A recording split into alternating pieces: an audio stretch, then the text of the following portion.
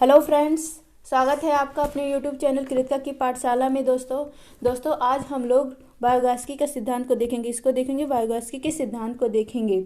और वायुगास्की के सिद्धांत से आपका पेडागोजी में ही प्रश्न नहीं बनते, बल्कि आपका बाल विकास के पोर्शन में भी इससे प्रश्न बनते हैं। मतलब आपका पेडागोजी में भी इससे प्रश्न बनते हैं वायुगास्की के सिद्धांत से, और आपका बाल विकास में भी इससे प्रश्न बनते हैं। आप चाहे सीटेट का एग्जाम की तैयारी कर रहे हो, या यूपी टेट के एग्जाम की तैयारी कर रहे हो, या कोई भी टीचिंग एग्जाम की तैयारी कर रहे हो, वहाँ पे वायुगास्की के सिद्धांत से हमेशा ही प्रश्न पूछे जाते हैं। तो दोस्तों देर किस बात की, चलिए वीडियो स्टार्ट करते हैं। तो दोस्तों आज हम लोग देखेंगे वायुगास्की के सिद्धांत को। और ये आपके कहाँ के थे? ये आपके रूस के थे। कहाँ के थे? रूस के थे। अगर आप लोग से एग्जाम में यहाँ डायरेक्ट ही पूछ लिया जाता है आप लोगों से कि सामाजिक सांस्कृतिक सिद्धांत किसने दिया था, और 4 ऑप्शन दे देगा, जैसे वायुगास्की दे दे, पहला दूसरा पियाजे दे दे, तीसरा कोहलबर्ग दे दे, चौथा अल्बर्ट बंडूरा दे दे, तो आप लोग को पता होना चाहिए कि सामाजिक सांस्कृतिक सिद्धांत आपका किसने दिया था? वायुगास्की ने दिया था। किसने दिया था? वायुगास्की ने। अगर आप लोग से पूछे फिर कि सहयोगी अधिगम का सिद्धांत किसने दिया था, तो सहयोगी अधिगम का सिद्धांत भी आपका किसने दिया था? वायुगास्की ने दिया था। फिर नेक्स्ट आप लोग से पूछे कि जेड पी डी का सिद्धांत किसने दिया था, तो जेड पी डी का सिद्धांत भी आपका वायुगास्की ने दिया था। जेड पी डी का अगर आप लोग से फुल फॉर्म पूछे तो वो क्या होता है? Zone of proximal development. Zone of proximal development, ये जेड पी डी का फुल फॉर्म होता है। इसी को हम लोग क्या कहते हैं? जेड पी डी को ही हम लोग क्या कहते हैं? निकट विकास का क्षेत्र कहते हैं। क्या कहते हैं? निकट विकास का क्षेत्र। अगर आप लोग से पूछे निकट विकास का क्षेत्र किसने दिया था, तो वो भी आपका किसने दिया था? वायुगास्की ने दिया था। या आप लोग से कहे समीपस्थ विकास का क्षेत्र किसने दिया था, तो वो भी आपका वायुगास्की ने दिया था। या आप लोग से कहे कि क्या कहे कि संभावित विकास का क्षेत्र किसने दिया था, तो वो भी आपका किसने दिया था? वो भी वायुगास्की ने दिया था। मतलब निकट विकास का क्षेत्र पूछे, या संभावित विकास का क्षेत्र पूछे, या समीपस्थ विकास का क्षेत्र पूछे, वो तीनों आपको किसने दिया था? वायुगास्की ने दिया था। और सामाजिक अंतःक्रिया का सिद्धांत किसने दिया था? सामाजिक अंतःक्रिया का सिद्धांत भी आपका वायुगास्की ने दिया था। अगर आप लोग से पूछे सामाजिक संज्ञानात्मक विकास का सिद्धांत, सामाजिक संज्ञानात्मक विकास का सिद्धांत किसने दिया था, वो भी आपका वायुगास्की ने दिया था। लेकिन अगर आपसे केवल पूछे संज्ञानात्मक विकास का सिद्धांत, तो संज्ञानात्मक विकास का सिद्धांत आपका किसने दिया था? वो पियाजे ने दिया था। किसने? पियाजे ने दिया था। यहाँ पर दोस्तों आप लोग ध्यान दीजिए कि सब जगह आपका ज़्यादातर क्या दिया है? सामाजिक दिया है, सामाजिक अंतःक्रिया।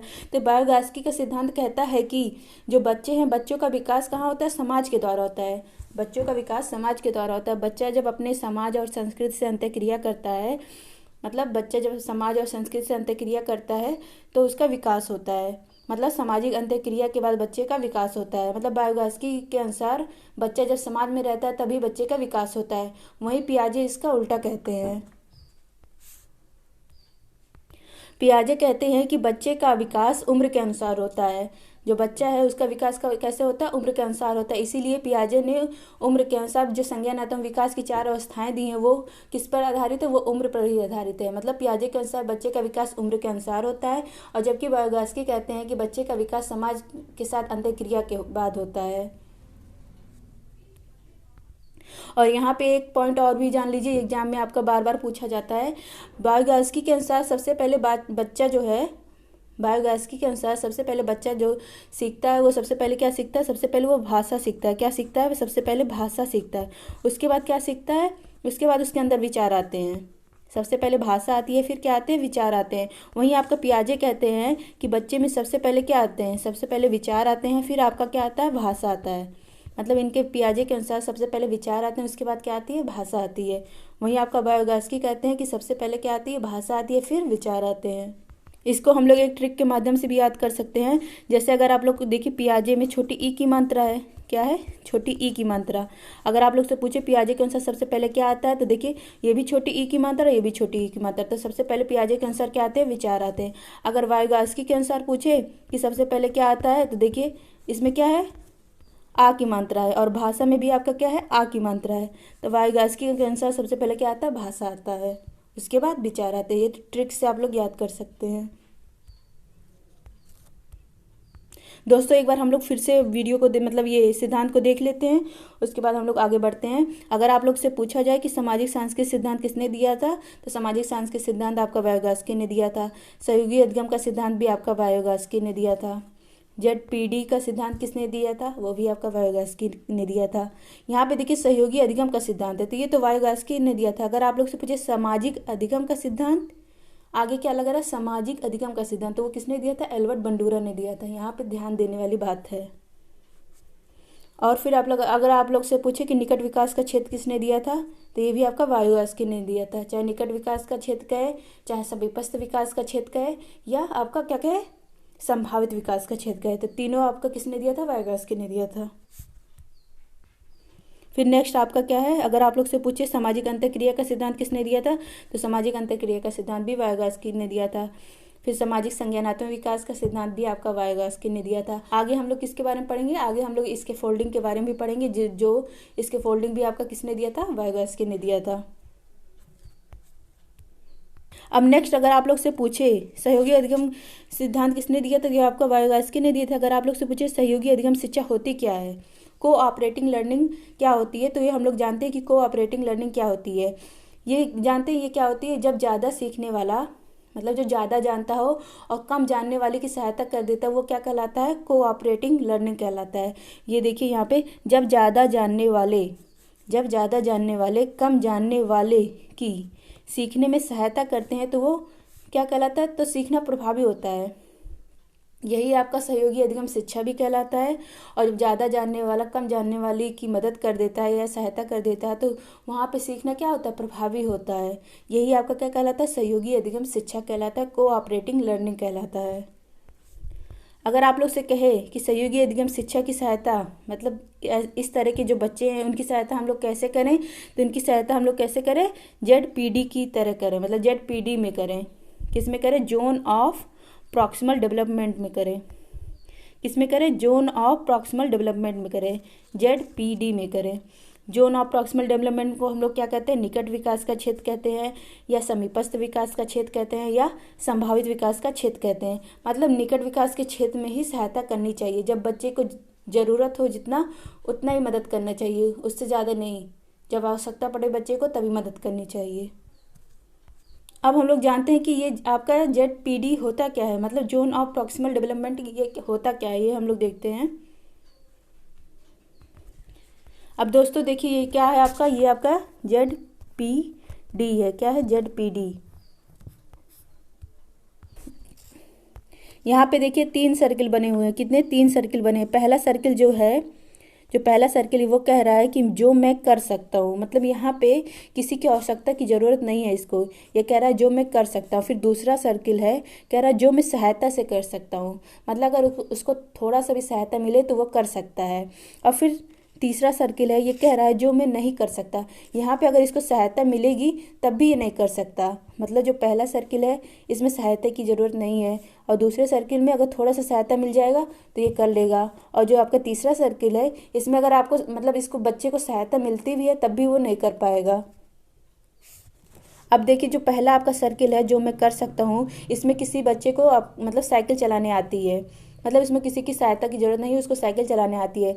अगर उसको मतलब किसी से मदद लेनी है, अगर वो साइकिल से बाइक या स्कूटी चलाना सीखना चाहता है, तो कोई अगर उसको बता दिया कि गियर ऐसे लो, इसको ऐसे चलाना है, तो वो साइकिल चलाता है तो स्कूटी और बाइक चलाना सीख जाएगा। तो मतलब अगर थोड़े से इसको कोई मदद कर दे तो वो क्या, स्कूटी और बाइक चलाना सीख जाएगा। तो वही आपका क्या कहलाता है, निकट विकास का क्षेत्र कहलाता है, ZPD कहलाता है। लेकिन अगर उसको डायरेक्ट कोई कहे तीसरे वाले में कि तुम ट्रक या बस चला लो, क्या वो साइकिल से सीधे डायरेक्ट ट्रक और बस चला लेगा? नहीं। अगर वहाँ पे सहायता कोई करता भी है तब भी वो ट्रक और बस नहीं चला पाएगा। तो आपका किस में आएगा, तीसरे वाले में आएगा। मतलब जो साइकिल चलाता है उसमें किसी की सहायता की आवश्यकता नहीं है, तो वो आपका किस में रहेगा, पहले में रहेगा। लेकिन अगर साइकिल चलाता है, उसको अगर थोड़ी सी मदद कर दी जाए तो वो स्कूटी और बाइक चलाना सीख लेगा। तो आपका क्या कहलाता है, वही आपका ZPD निकट विकास का क्षेत्र कहलाता है, या संभावित विकास का क्षेत्र कहलाता है, या समीपस्थ विकास का क्षेत्र कहलाता है। लेकिन अगर उसको डायरेक्ट आप लोग कह दें कि चलो डायरेक्ट आप वो ट्रक चला लो, बस चला लो, तो वो नहीं चला पाएगा। वहाँ पर अगर सहायता मिलती भी है तब भी वो नहीं चला पाएगा। तो यही आपका निकट विकास का क्षेत्र क्या कहलाता है, यही ZPD, मतलब थोड़ा सा सहायता करने पे वो चलाना सीख। और नेक्स्ट एग्जांपल जैसे है कि अगर कोई, जैसे जो मैं कर सकता हूँ, इसमें इसको मतलब बच्चे को कितने का पहाड़ा आ रहा है, 5 तक का पहाड़ा याद है, और आप लोग डायरेक्ट कह दें कि 9 का पहाड़ा सुनाओ, तो 9 का पहाड़ा नहीं सुना पाएगा। लेकिन अगर आप लोग थोड़ी सी मदद कर दे तो वो 6 और 7 का पहाड़ा याद कर सकता है। तो ये आपका क्या है, 6 और 7 का पहाड़ा याद कर सकता है, थोड़ी सी मदद। तो यही आपका ZPD कहलाता है। जोन ऑफ प्रॉक्सिमल डेवलपमेंट कहलाता है। इसको हम लोग आगे देखते हैं। देखिए आपके यहाँ पे ZPD निकट विकास का क्षेत्र कहें, या तो इसको संभावित विकास का क्षेत्र कहें, या तो समीपस्थ विकास का क्षेत्र कहें। अब देखिए ZPD आपका होता क्या है, वह क्षेत्र जहाँ सहायता करने पर बच्चे सीख सकते हैं, मतलब ऐसा क्षेत्र जहाँ बच्चे सहायता करने पर सीख सकते हैं, वही आपका क्या कहलाता है, निकट विकास का क्षेत्र कहलाता है। थोड़ी सी मदद करने पर बच्चा अगर सीख जाता है तो वही आपका निकट विकास का क्षेत्र कहलाता है। फिर नेक्स्ट आगे है, अगर दोस्तों आप लोग से पूछ ले कि ZPD आप इक्वल टू कितना होता है, तो ZPD इक्वल टू आपका क्या होता है, proximal development minus current development. Proximal development आपका क्या कहलाता है, विकास की वास्तविक क्षमता, और आपका करंट डेवलपमेंट क्या होता है, वर्तमान विकास। मतलब निकट विकास का क्षेत्र इक्वल टू क्या होता है, आपका विकास की वास्तविक क्षमता में से आप लोग क्या माइनस कर दीजिए, वर्तमान क्षमता। जैसे वर्तमान क्षमता क्या थी उसकी, 5 तक का पहाड़ा याद है, 5 तक का पहाड़ा याद है उसको बच्चे को। और विकास की वास्तविक क्षमता ये है कि ये डायरेक्ट 9 का पहाड़ा नहीं याद कर सकता, लेकिन 6 और 7 का पहाड़ा क्या कर सकता है, याद कर सकता है। ये विकास की वास्तविक क्षमता है कि 6 और 7 का पहाड़ा याद कर सकता है उसके आसपास की। तो यही आपका क्या कहलाता है, निकट विकास का क्षेत्र कहलाता है, या ZPD कहलाता है। फिर दोस्तों आगे देखते हैं, अगर मतलब आप लोग पूछे कि सहायता और किस तरह करनी चाहिए, वही देखिए सहायता कैसे करनी चाहिए, वही है स्केट फोल्डिंग की तरह। कैसे करनी चाहिए, इसके फोल्डिंग, आवश्यकता के अनुसार दी जाने वाली क्रमिक और अस्थायी सहायता। आवश्यकता के अनुसार दी जाने वाली क्रमिक और अस्थायी सहायता आपका क्या कहलाती है, इसके फोल्डिंग कहलाती। मतलब जब आवश्यकता पड़े तभी बच्चे की मदद करें, आवश्यकता ना हो तो बच्चे की मदद ना किया जाए। मतलब ऐसी मदद करें कि वो क्रमिक हो और अस्थायी हो, जिससे बच्चा सीख जाए। तो वही आपका क्या कहलाता है, इसके फोल्डिंग कहलाता है। आवश्यकता के अनुसार दी जाने वाली क्रमिक और अस्थायी सहायता आपका क्या कहलाता है, इसके फोल्डिंग कहलाता है। इसके फोल्डिंग को हम लोग और किस नाम से जानते हैं, इसके फोल्डिंग को हम लोग कई नामों से जानते हैं, जैसे पाड़ बांधना, क्या पाड़ बांधना, सहारा देना और मदद करना, सहायता करना, ये सब आपका क्या कहलाता है, इसकी फोल्डिंग कहलाता है। पाड़ बांधना, सहारा देना, मदद करना, सहायता करना, सब ये आपका क्या कहलाता है, इसके फोल्डिंग कहलाता है। और आप लोग एक ट्रिक के माध्यम से भी याद कर सकते हैं, जैसे अगर आप लोग के क्वेश्चन में आ जाए कि सामाजिक अंतःक्रिया, या आ जाए संकेत देना, आवश्यकता पड़ने पर मदद करना, सहयोग देना, ऑप्शन में आ जाए और पूछे कि किस सिद्धांत से रिलेटेड है, तो ये किस सिद्धांत से रिलेटेड है, सामाजिक सांस्कृतिक सिद्धांत से रिलेटेड है, सहयोगी अधिगम सिद्धांत से रिलेटेड है, ZPD से रिलेटेड है, निकट विकास का क्षेत्र से रिलेटेड है, ये आपका कह लें इसके फोल्डिंग से रिलेटेड है। ये सब क्या है, ये सब बायोगैस्की के सिद्धांत से रिलेटेड है। तो दोस्तों आज का टॉपिक हम लोग का बायोगैस्की का सिद्धांत यहीं पे समाप्त होता है। आज हम लोगों ने बायोगैस्की के सिद्धांत को और किस किस नामों से जाना जाता है, उसकी मतलब बच्चों की सहायता कैसे करें, ZPD, इसके फोल्डिंग, सबके बारे में हम लोगों ने अच्छे से जान लिया। और आज का वीडियो हम लोग का यहीं पे अब ख़त्म होता है। आशा करती हूँ आप सबको ये वीडियो बहुत पसंद आया होगा, और वीडियो पसंद आए तो वीडियो को लाइक करें और चैनल को सब्सक्राइब करें, और अपने दोस्तों में शेयर करना बिल्कुल ना भूलें। अंत तक देखने के लिए आप सबका बहुत बहुत धन्यवाद।